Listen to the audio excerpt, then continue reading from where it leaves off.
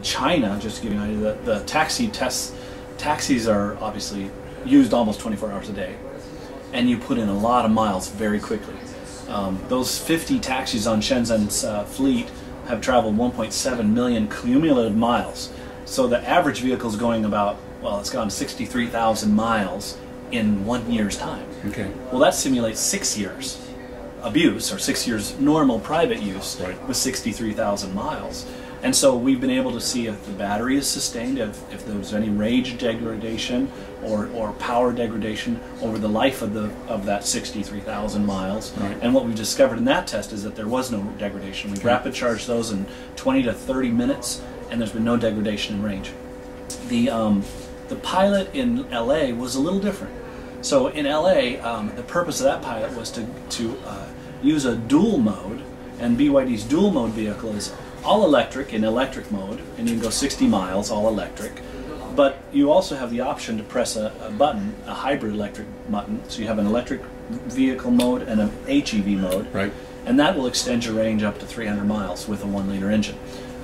What we anticipated doing in the fleet trials at the HACLA Housing Authority was they would be able to store the cars in their standard parking. The inspectors for the housing department would come, pick up a car, and do their inspections during the day, and they bring them all back to the central point of location, stick them in, and charge them overnight. Right. So they slow charge them overnight, and then they take them out the next day fully charged. And these are on what? Just typical 110 outlets, or are they rigged for 220? They were 220 outlets. Okay. They were essentially dryer outlets with adapters. Right.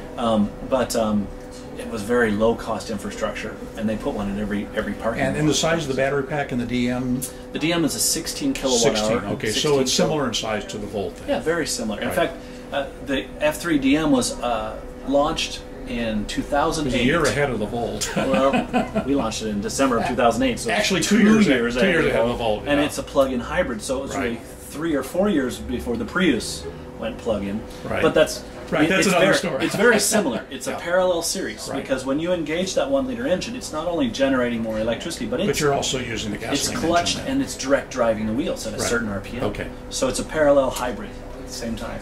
And what we've proven in the LA fleet so far, I think we've put on about 11,000 all electric miles. I think it's 14,000 total. That says, well, most drivers are driving less than 60 miles a day in their commute, and when they had to go farther, they could press the panic button and extend their range. Right. And it's been fabulous for their particular application, because they could go where they needed to go, and yet they're saving $75 per car per month. And that nets out the electricity cost that they're buying from LADWP and the infrastructure cost. And that's over 1 year's period of time. So the HACLA fleet test is for 1 year, renewable for another year. And this has been going on for since 6 months or so? No, December of 2010. So it's only been 1 quarter. Okay. So in 1 quarter we put on 14,000 miles. Okay. So it's a great test. And the drivers have been very, very pleased. We've gotten only positive reports. There's been minor issues that we've corrected. The mirrors, we had to adjust some mirrors the way that China were using a little different than we were in the US. But those are things we want to glean from those kind of pilot tests. Right. We'll launch some more pilot tests in the US before we're ready to really launch a dual mode electric vehicle in the market. But the E6, we're confident enough to announce, and we announced this at the Detroit Auto Show, we will be launching that Q1 of 2012 for consumer sales. Okay, and so that will be available, I'm assuming, probably in the typical left coast, west coast kind of market. Typically, yeah. I mean, our headquarters we announced is being established in LA. We have a building under renovation about 2 blocks from the Staples Center, where the LA Lakers play. But we'll definitely have a LA presence, and we'll definitely have an East Coast presence. Okay. If you go to our booth today, you'll see where an image of the first BYD green dealership. Oh, okay. And so you're going to expand beyond the thing there in Glendale or Glendale was great because it supported our technicians. Right. And we needed a site to support the HACLA fleet. Whether that becomes a dealer partner or a green dealership is yet to be seen. Right. But it was only meant to be support for our... So the E6, which is the all-electric, give us just a little bit of specs on the E6. On the E6, yeah. Then we can wrap it up here. I said it had a 60 kilowatt-hour power plant. Okay. It's all electric, so there is no hybrid mode. It's just all electric. It has 2 plugs. It has a standard J1772 plug for level 1, level 2 charging, and it has a DC high rate plug. There is no standard in the U.S., so BYD uses the China standard, which I think each pin is rated for 300 amps. So that means that that vehicle can charge on a 150 kilowatt charger in literally 40 minutes time. BYD plans to sell a 10 kilowatt charger with that vehicle. Oh, okay. And that'll be in most people's garages. And that 10 kilowatt will take about 6 to 7 hours to charge the E6. Now, will they need? What do they need? Will they need 3-phase They just electric, need or a they just 220 outlet 220 outlet, with a 40 amp draw.